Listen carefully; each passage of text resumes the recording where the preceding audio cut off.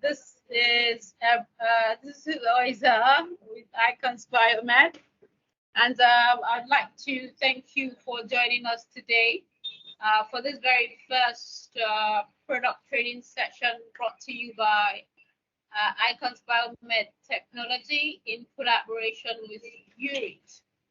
Today we'll be learning about the three parts of hematology analyzer. So some of what we're looking to achieve from these sessions are we're looking to reduce call-outs for minor issues, technical support for minor issues that you'll be able to sort on your own that then improves your competency and saves you in terms of cost. We're also looking at achieving an each one teach one situation whereby anyone here who attends any of our training sessions is then able to teach their colleague and other members of their teams so that they are also competent in fixing these minor issues. This goes a long way in empowering you as a client in the long run. Lastly, we would also like to help you maximize these products that you purchase from us so that you know that we have your best interest at heart. And with that, I will just bring on Victor to take us through the session. It's my hope that you pay attention and you learn and you enjoy it. We're going to have a question and answer session at the end of it. If perhaps you have questions during the training, you can put them in the chat box, or you can take them at the end of the session. See you in a bit. All right then. Hello everyone. Good day. So briefly, we're just going to we're going to go into the session now, and just give me a moment. So I'll be sharing my slides now, so we can start right now. So basically, the whole idea of this is just as Oza mentioned, is to thank you. So the whole idea is to reduce call out and to, in a way, empower you to to sort out some basic issues on your own instead of waiting for the technical support people to be on ground. I mean, and also to reduce the downtime of your analyzers. So give me a moment. Let me share my. Basically, we'll be talking about the three parts hematology analyzer today. So this is like the first session we'll be having, right? So we at the same time want to make this like an introduction, so we get familiar with these products, and as time goes on, there will be other series coming up, like the 5-part and all the other products that we support. So just as I mentioned earlier, this is just to give us a brief breakdown of what we can maybe attend to on our own. And the interactive part of this is we are going to be having a question and answer. So perhaps I did not mention some challenges you used to encounter with your machine. You can bring them up and we have discussion with them. Then I might be showing you a little bit of some of the products we have here or the machines we have here, so we can just use that as a means of engagement. And finally, we won't be taking much of your time. We all know this is a working hour, and we're just going to be spending a few time together to discuss this. And as time goes on, we can continue this series. So my name is Victor Latipopo, and I'm the URIT service engineer and also an engineering consultant for IkonsBiomed. So we'll be talking about the hematology 3-parts analyzer. So we have the BH70P, we have the BH40P 3000 plus, 2900 plus. So I know some of us might have one of these, or some of us might have all of these models in our facility. But either ways, they are all basically the same thing. They might look different, but they are basically the same thing. So these are the things we'll be talking about today. So we're just going to have like a brief overview of what we are here about, then some basic identifications like the technical properties and some physical properties. Then I'm going to talk a lot about the importance of our maintenance, the quarterly maintenance. Then we talk about the basic troubleshooting and error resolution, like basic things we come across. So I might not mention all the issues that we face as an operator or as a user, but I'll just mention a few. And I believe anyone I probably missed out or didn't mention, we can, if we have enough time, we can talk about them and and discuss them. So let's dig into it. So basically, we all know what three-part hematology analyzer is. So it basically differentiates the WBC into three parts, unlike the five part that differentiates into five parts. So if you are still with the three-part hematology and you feel, oh, you want more information or more detailed information, then you can upgrade to the five parts. Maybe now or later we have the five-part models too. So, but basically today we'll be focusing on the three parts, and as time goes on, maybe in the coming series, then we might talk about the five parts and other models. So I won't have to be explaining what three-part hematology analyzer is. So we just move into the next thing, which I feel it is very, very important in most of our issues. So we're going to be talking firstly on the identification of the reagents. So we have the three-part reagents, we have the five-part. They are all the same name. We have diluents, we have lyes. And from experience, I realized most of the issues or basic issues that customers face during analysis is usually reagents. So sometimes, especially for facilities that have the five parts and the three parts, so they tend to, to mix up this reagent sometimes and start calling, oh, engineer, our machine is down, we can't do this, we can't do that. And whereas the problem at that point is just that, okay, they have mixed up the reagents, right? And it's funny that some people even mix up um, the diluent and detergent, they mix it up during connection. So we're just going to talk briefly on this. And just as I mentioned earlier, the reagent plays a vital role in our analysis, coming to running of samples, to resolution of issues or any problem we come across during analysis or during the usage of our analyzer. So the three-part hematology analyzer, the three-part diluents, all of these reagents, they have color codes, right? And I believe you are familiar with them. So for example, the diluent is in blue, then the lyes is in red, and the detergent is in green. That is the color code. But we have some of these models, the three-part models that do not use detergent. So let's say, for example, your BH70P uses just two reagents, that is the diluent and the lyes. So, but in a case where you are maybe you are using 3,000 plus, 900 plus, then you use your detergent. So then you have the detergent come and play here. So then another thing we should try to pay attention to is the code. So even though the color codes, even for five part and three parts, they are the same thing, but what distinguishes them is the code and how they come. So for example, your diluent, as is obviously written here, just as you can see, three URIT D31 diluent. This is a three-part diluent. And another way to differentiate them is the product code, right?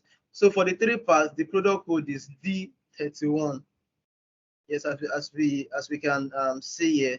Then for the lyes, the three parts lyes, the product code is L21. It's written on the bottle, so it's something we can just check. Even though we have like two different lyes with us, one might be for five parts, one might be for three parts. The best way to distinguish or differentiate this item is the code too, aside from probably the packaging. So L21, and for the detergents, so you see the detergent product code is D41. So with this, identifying our reagent should not be a problem. And going further in this presentation or this training, we will talk about some issues that basically checking our reagents might resolve them, right? So going forward, so we're going to talk about the technical properties, right? So now this is looking like a lot, and most of us we are not really familiar with this. Fine. Yeah, we our day-to-day activities on this analyzer does not really bring us to this part, but there are some things we just need to maybe know. So in a case maybe you're having a problem and a technical person is not physically on ground at that moment, and probably we are trying to reach out to you via a video call or through other medium, we can ask you to, oh, check this, check that, open this, open that, and let's just see the situation on ground before knowing the next step to take, right? So this identification of basic technical property is just so most of us we know where this is, right? So on our machine, all you just have to do is to open the door. So I'm just going to be using a spare phone. I have a machine here with me, so we can. So with this, we can identify basic things on the machine. So most of us we know where the door of the machine is. All you just have to do is open the side door that is accessible to you. Then I'm just going to be talking about some of these parts. So in the case where you have a problem or a challenge and the technical person attending to you ask you to maybe check something or one thing or the other, then you'll find it very easy to assess. So now, I believe you are all seeing my cursor here. So this is the cup chamber. So that is where your WBC or RBC cup is. So you might be having a problem and they'll be like, oh, just check the cup or open the cup or whatever the case might be. So once you are able to identify this now, then you should not have a problem following those instructions. So, and again, this is the belt. So we do encounter some problems that might require us to check all these things, right? I think I'm going to mention one of these problems as we are going further. I'm going to mention one of these problems about going further, so that requires us to come back to this slide or to come back to this part. So then this is the syringe. These are the valves here at the top, at the top of the machine here. Then this is the sample probe. Most of us will interface with this, so I believe that should not be a problem to identify. Then this is the waste pump.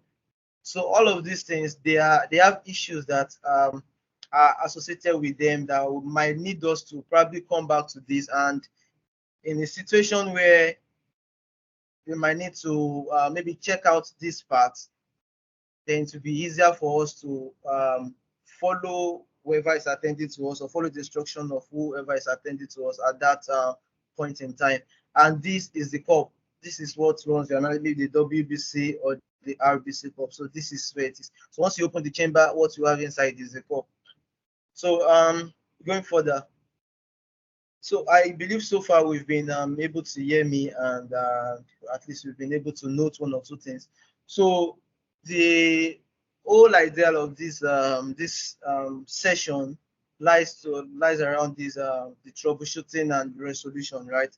So I might not be able to mention all the issues and the error you face, because one, you are trying to save your time, and at the same time, it is not everything you can attend to yourself, but to a large extent, if you're able to do one or two things, most of these issues might be resolvable online, or even if a technical person will have to come on ground, then we might have known the issue that we are coming to face, and maybe there will be a reason to hold a spare part or two. Then once you as a person or as an operator has attended to this and you've given us your own feedback, would know how to prepare. So instead of the whole back and forth and you having downtime extending to like a couple of days and all of that. So the basic idea is to resolve all of this, and eventually we'll go into the parts where you'll be able to, okay, let us know your concerns or the questions or the difficulty or challenges you face most of the time when you run your analysis. Yes. They'll need to click on your picture. Please kindly click on the one that is showing the instructor's picture and we'll be able to see it. We can see it now. Okay. So I have an example of the machine right in front of me. So as I'm mentioning this issue, so instead of just giving you the whole talk thing, we can do few things here on our, together. We can do few things together. So if you are with me on the other camera, just as I am showing, the whole thing I mentioned, the pump chamber, the syringe, the valve, the belt, and the sample probe. So those are the basic things that we might need to know about, just as I mentioned earlier. So now the first issue I'm going to be talking about that most customers or call us for is the sample probe jam. So they call and be like, oh, we are trying to run sample and we discover our sample probe is not coming out, or we are not seeing our sample probe, or we are hearing a funny sound inside the machine, like a grrr sound. So in a situation like this, you might not necessarily have to wait for a technical person to come around before you resolve this issue, right? So for example, this is your machine here. All you just have to do is to open the door, right? So once you open the door, you can see this is your sample probe compartment, right? So this is the sample probe itself. So all you just have to do in a situation like that is to just try to like slide your probe front and back manually itself. Then you as a person, if you are feeling any obstruction as you are sliding it, you can easily see and maybe take out. So if you are seeing any obstruction and you feel, oh, maybe this is something you might not be able to take out yourself, then you might need to refer to us or let us know what is going on or whatever you find out. And another thing that might lead to that is maybe your belt is bad. I think someone is trying to talk. Sorry, I cannot see what you are demonstrating. So there's another screen that has the machine. So you can just try to locate it on your maybe your phone or your system and click that screen so you can see there are two screens showing. So one of them is showing the machine. So as I was saying earlier, so let's say you just probably you are just seeing the screen. This is your sample probe compartment. So one of the issues I want to talk about is the sample probe jam that most people come for when they mention issues about, oh, we can't see our probe, or we are hearing a funny sound inside the machine, or the probe is not going inside, one issue or the other. So basically, once you open your door, you see the probe compartment, right?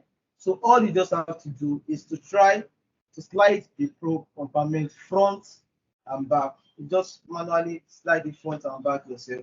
So if you are feeling any obstruction while you are sliding, then if it's something you can take out, maybe some might be maybe a particle dropped on the line and it's not letting the probe go forward, you can just pick it out, then try to slide front and back manually yourself. So in a situation where you see something that you feel, oh, there's no obstruction and this is still not going, or you see a particle that you feel, oh, you might not be able to handle, then in a case like this, you can refer back to us and we might guide you on how to go about that, or at the same time, maybe it will be something that require us visiting. But even if you have to come around at that point in time, you would have done the first line of troubleshooting, that is detecting what the problem is, and what is left is just the solution. In the case like this, you would have reduced your downtime and the whole back and forth that might be associated with that. So another thing I will mention is, aside from maybe using obstacle on the path, there might be an issue with your belt. So that was why the previous slide I made mention of identification, right? So if you're able to identify this thing, then you know where and what to do. So if your belt is maybe one off or it is probably bad, in a situation like that, you will have problem with movement. So that might be because of the problem. So when you open this and you maybe check yourself, then it will be easier for the technical person coming to attend to it to work. compared to maybe the technical person coming around and later discover that okay, the issue was with the belt. Then you have to go back and prepare for the spare part and all of that. And the whole idea of this is to reduce your downtime, to make you always up and running and reduce the time where you have to tell your patients that oh, we are down, we won't be able to attend to you and all of that.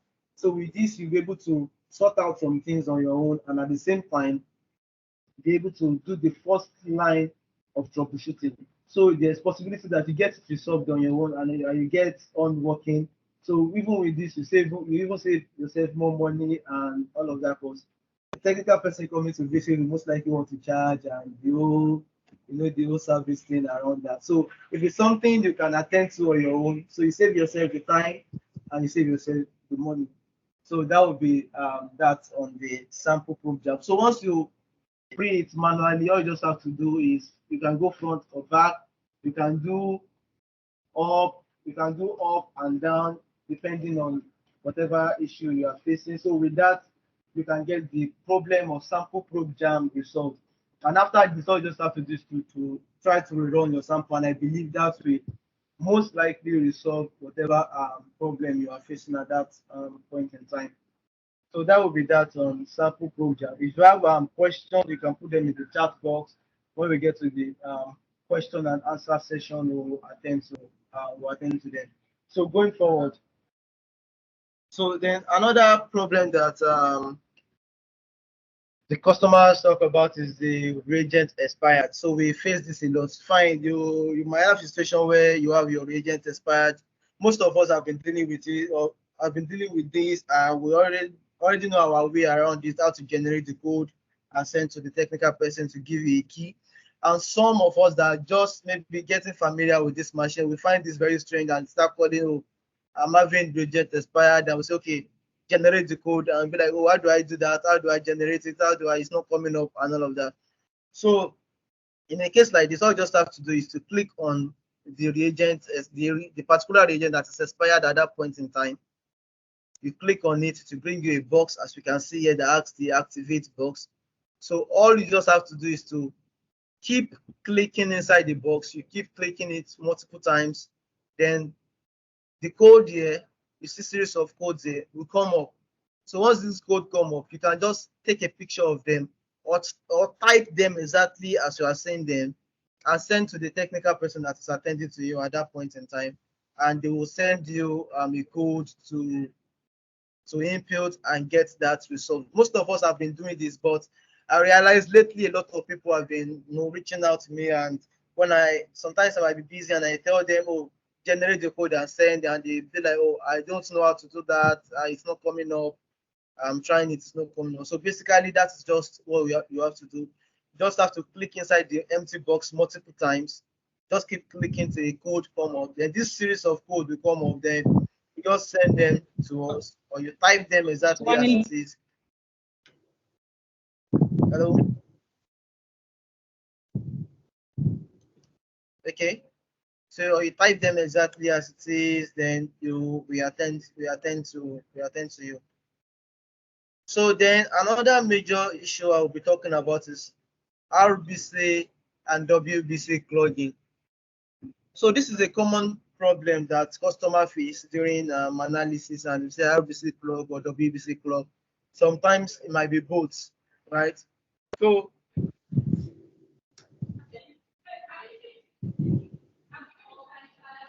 I believe you cannot hear me. So in a case like this one, you're having RBC or WBC clogging. So before I go into the resolution of this, most of this issue, right, can be avoided if we do our normal routine maintenance, right? Our normal system maintenance, the ones we do on our analyzer, and the probe cleansing maintenance. So most of these issues, especially this clogging, can be prevented, right? So even before we talk about the normal routine maintenance that the engineer will have to perform, the routine maintenance, the quarterly maintenance on the analyzer, the maintenance you do on the machine itself, that is the system maintenance, plays a long role or a huge role in preventing most of this issue. So when you have issues with this RBC or WBC clogging, whatever the case might be, the first thing to check is your reagents. Just as I mentioned earlier, our previous slide, reagent plays a huge role. So you have to check your reagents. Do you still have reagents? One. And there are times that okay, you feel you have reagents, but they are very low quantity. So at that point in time, you might not be even sure if the analyzer is actually aspirating the expected quantity or expected volume at that point in time, and you just feel, let me just manage it, and this might result in causing problem on your machine. So then another thing we can do once we check that okay, the reagent aspect is sorted, then we'll come to our system maintenance, right? So I'm going to come to the system maintenance aspect. So we know where we come to, then we come to the setup, then we visit the maintenance aspect, then we can see all the maintenance option here. So you might not need to do a lot of priming. So basically all you might need to do is to do the zap aperture, do the flush aperture, do the rinsing, do the cleaning. So you can do all of this multiple times and rerun or try to remove error the way we used to do. So once you do this multiple times, most of the time the analyzer resolves the issue itself. So, but in the case where it does not resolve, then that is where you might need to go back to go back into the machine and see what is inside the machine. So in a case like this, you might need the support of a technical person to possibly maybe help you check one or two things. With what we have done earlier about identifying parts, it might be easy, or it will be easy for you and the technical person attending to you to resolve the issue. So it might be a case of maybe there's a blockage somewhere, right?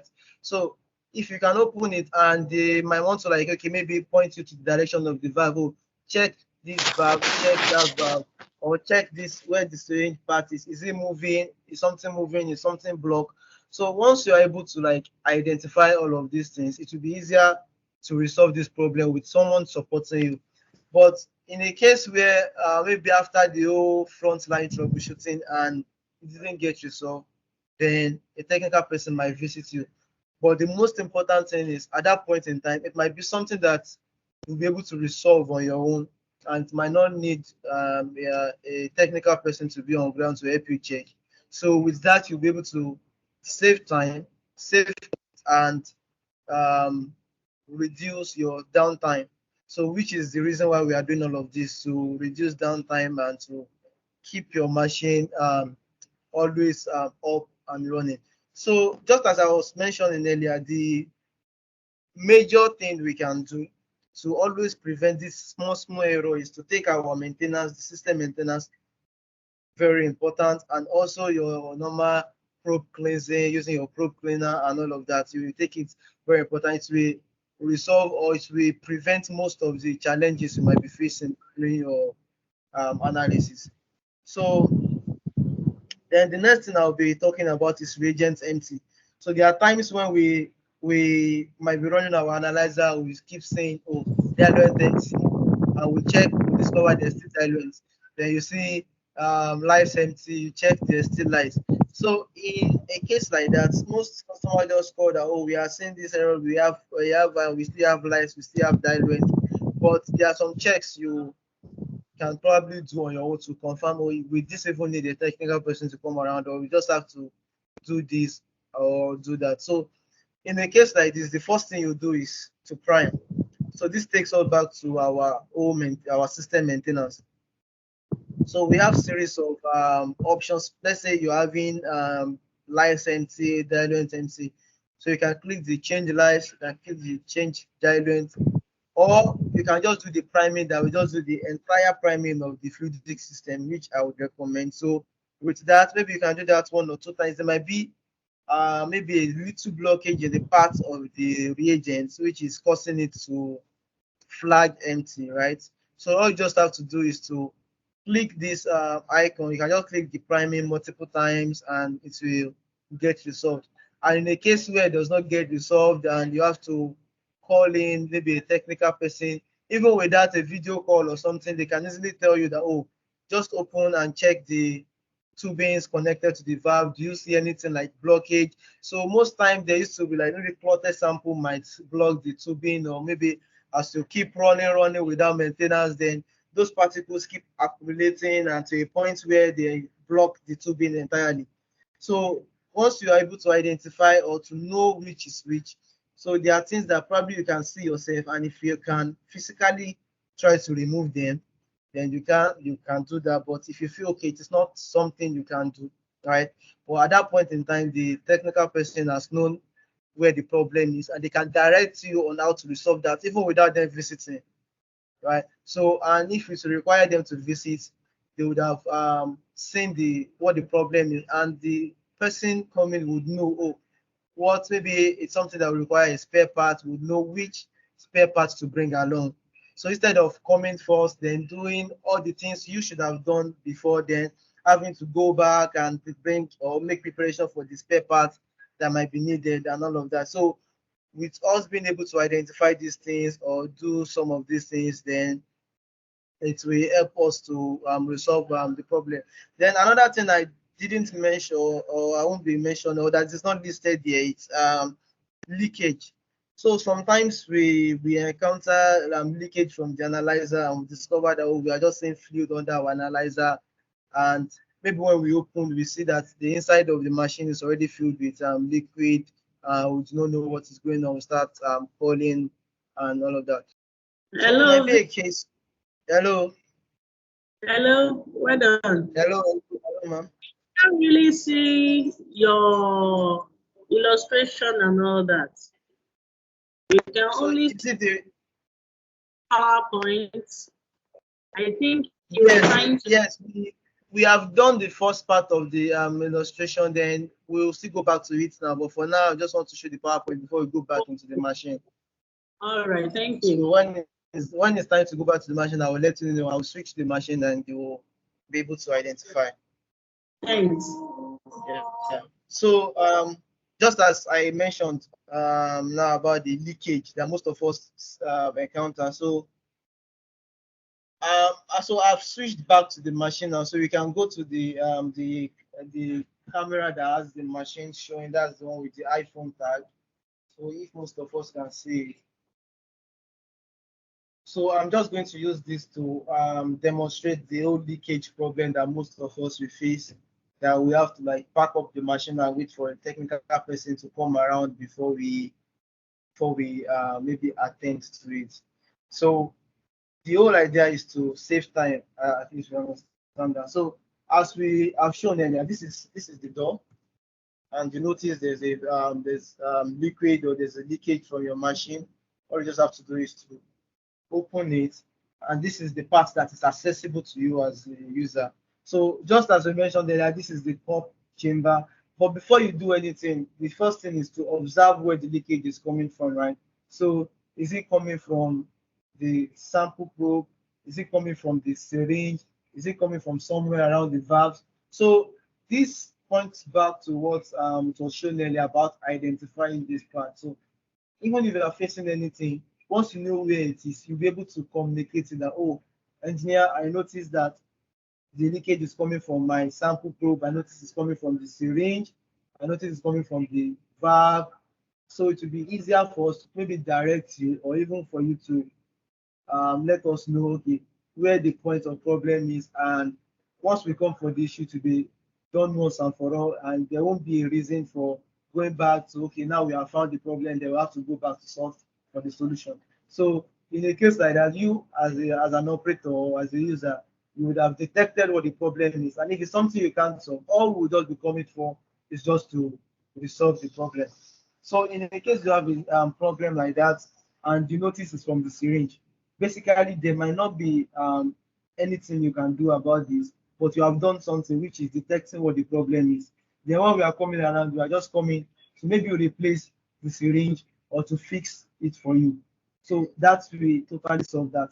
Then in a case where the leaking is coming from, this is the cup chamber, probably it's coming from the cup. You notice it's coming from here. You might open it, you might not need to open, but as a user, you are with the machine, you already know where it's coming from, it's coming from the cup. So you can open your cup, that is if you want to, but most time you will see the fluid coming from under, so you know that it's coming from the cup chamber. So the engineer you are in communication with, we just have to tell you to check the pump, just like I pointed out to us earlier about the waste pump. So this is the waste pump. So how do you know if this is working? And I just say, okay, just have to feel it and feel that, okay, you feel the vibration, then you know that, oh, it is working or not. Then in the case where you touch it and you feel it's not vibrating, you can easily communicate to whoever you are in touch with that, oh, our pump, I felt it and it's not vibrating, that means it's not working. So with that, whoever is coming to resolve your problem will know, okay, I'm just coming with the pump to get it sorted. So you won't have a situation where we'll now have to come, then we'll now be the one to come and feel it ourselves and discover that, oh, it's not working. Then we'll now have to go back and say, oh, your problem is the pump. Then we'll go back and bring pump. So with this, you as a person will be able to, if you are not able to resolve them, but at least you would have been able to save your time, save our own time by identifying what the problem is entirely. So that will be that. Then we'll go to the next troubleshooting problem, which is incoherent WBC, RBC, PCV results. So we have a situation where customers go and be like, oh, my RBC parameters are not coming out well, my WBC parameters are not coming out well, the PCV is not coming out well.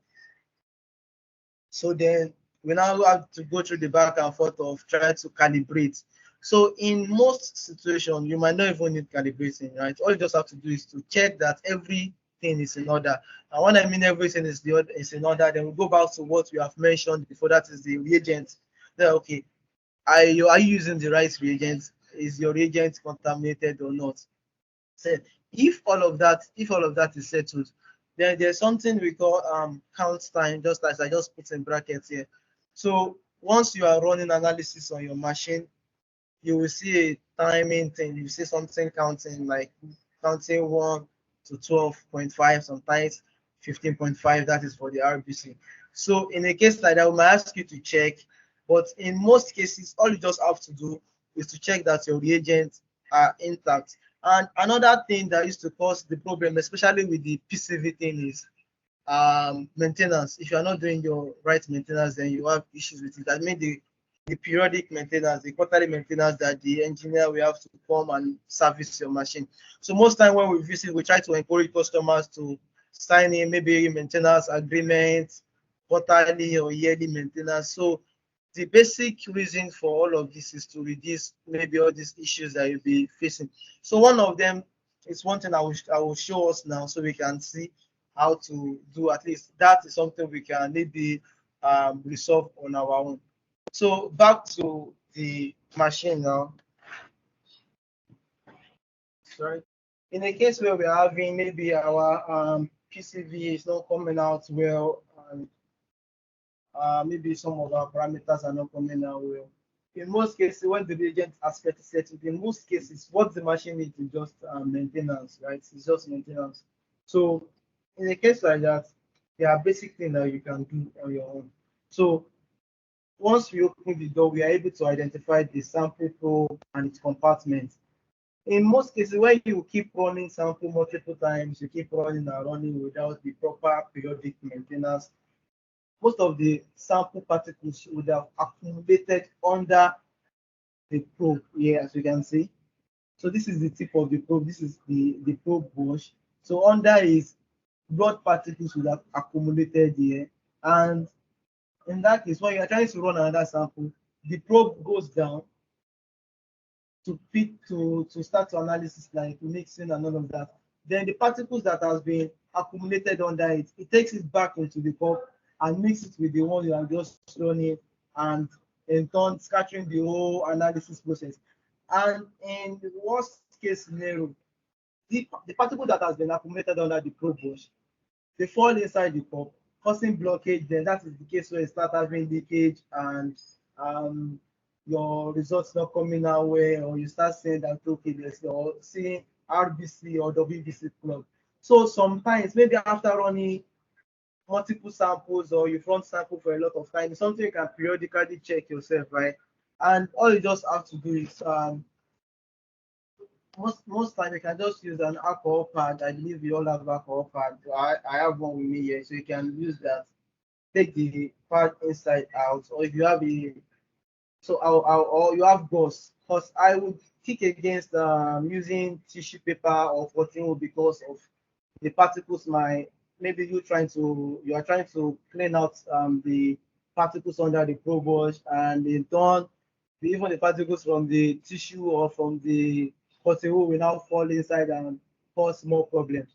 So if you can get alcohol pad or gauze that it has hypo or alcohol, you can just use it to wipe out any particle you are seeing the probe under the probe wipe, right? So as you can see, the one with me here is totally clean. But I believe if some of us, if you go to our machine or analyzer, and I will try to do this thing I'm trying to show us now, we see different particles that has gathered under that. So we just try to periodically clean that out, and most time it resolve the issue of you having incoherent results or your results not coming our way or your PCV not coming our way. So it totally solves that. So these are just going back to the slide. So these are just basically few of the problems we talk about because of the time. The total time arranged for all this is less than an hour. So these are just few of the problems we have. Then lastly, I'm just going to talk about the importance of doing our periodic maintenance, doing the probe cleansing maintenance and all of that. So when you try to tell customer to do maintenance or sign up for maintenance contracts and all of that, some of them they feel the machine is still working now, so why should I do that?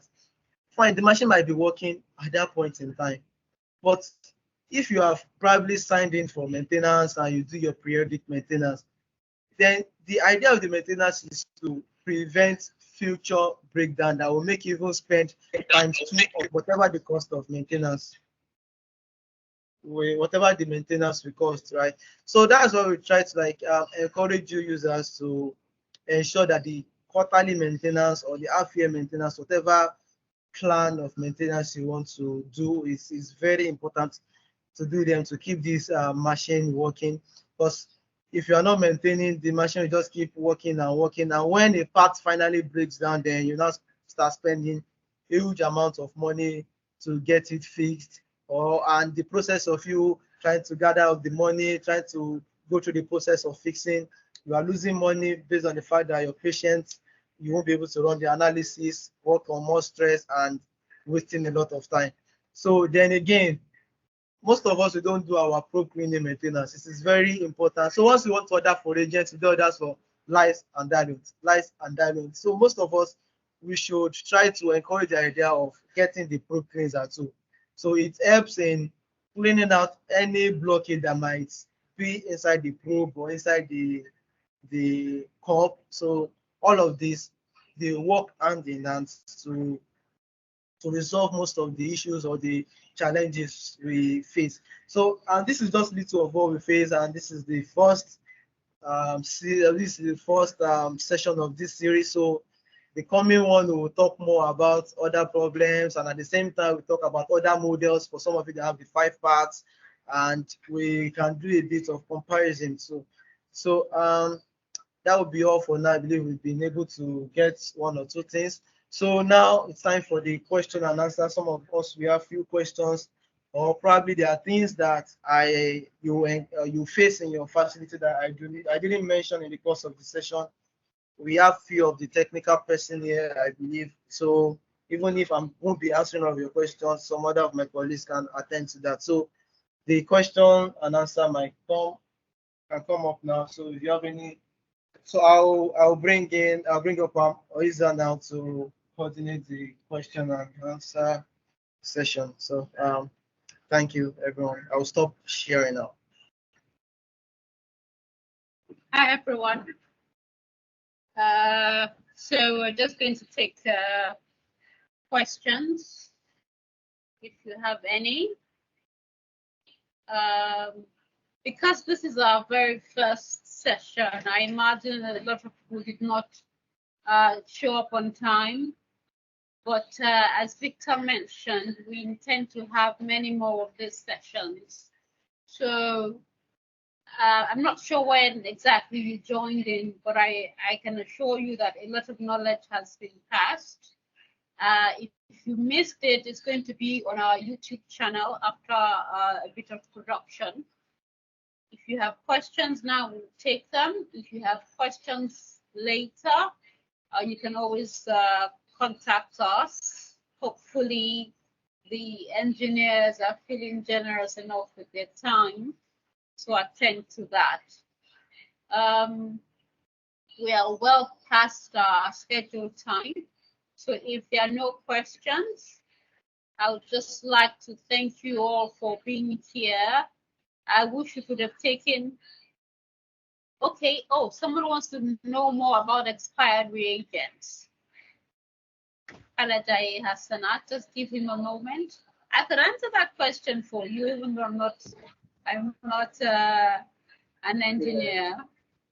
So can we hear me? So I'm going to be attending to the expired reagents question.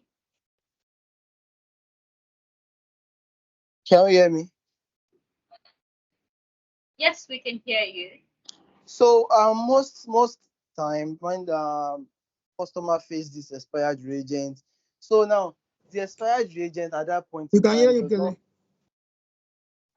Yes, just go ahead. Okay. So the expired reagent at that point in time does not necessarily mean that your reagent has expired or it has expired. So basically, so this reagent, they have should I say shelf life. So they have the time limit. They are expecting you to have consumed them finish.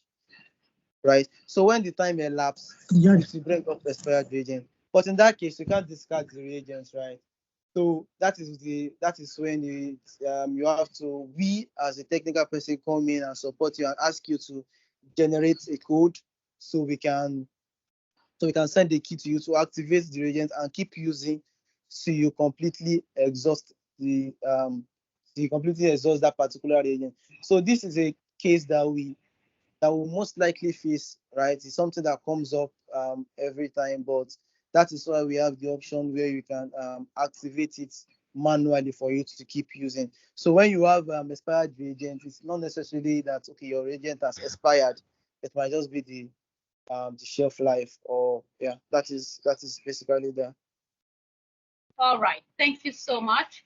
As I was saying, we don't have time to take introductions, but in subsequent sections, I really hope we show up on time and that we have more of you.